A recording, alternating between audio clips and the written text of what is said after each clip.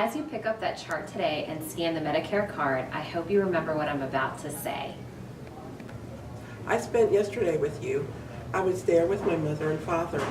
We didn't know where to go or what to do, for we have never needed your services before. We have never before been labeled charity.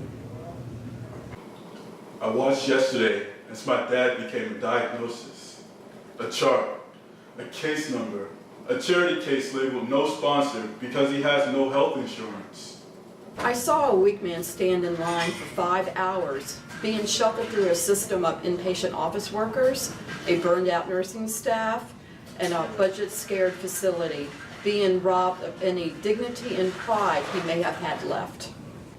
I was amazed at how impersonal your staff was, huffing and blowing when the patient did not present the correct form, speaking carelessly of other patients' cases in front of pass-buyers, of lunch breaks that would be spent away from this poor man's misery.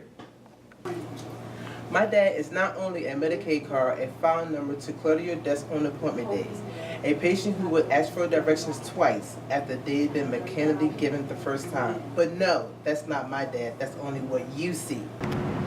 What you don't see is a cabinet maker since the age of 14, a self-employed man who has a wonderful wife, 4 grown kids who visit way too much, and 5 grandchildren with 2 more on the way, all of whom think their pop-pop is the greatest.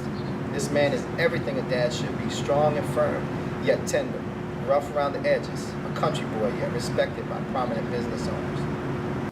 He was my dad, the man who raised me through thick and thin, gave me away as a bride, held my children at their birth, stuffed a $20 bill in my hand when times were tough, and comforted me when I cried. Now we are told that before long, cancer will take this man away from us. You may say these are the words of a grieving daughter lashing out in helplessness at the prospect of losing a loved one. I would not disagree, yet I would urge you not to discount what I say. Never lose sight of the people behind your charts. Each chart represents a person with feelings, a history, a life, whom you have the power to touch one day by your words and by your actions. Tomorrow it may be your loved one, a relative, a neighbor, who turns into a case number, a Medicaid card, a name to be marked off with yellow marker at the end of the day. I hope that you will reward the next person you greet at your station with a kind word or smile, because that person is someone's dad, husband, wife, mother, son, or daughter, or simply because he or she is a human being.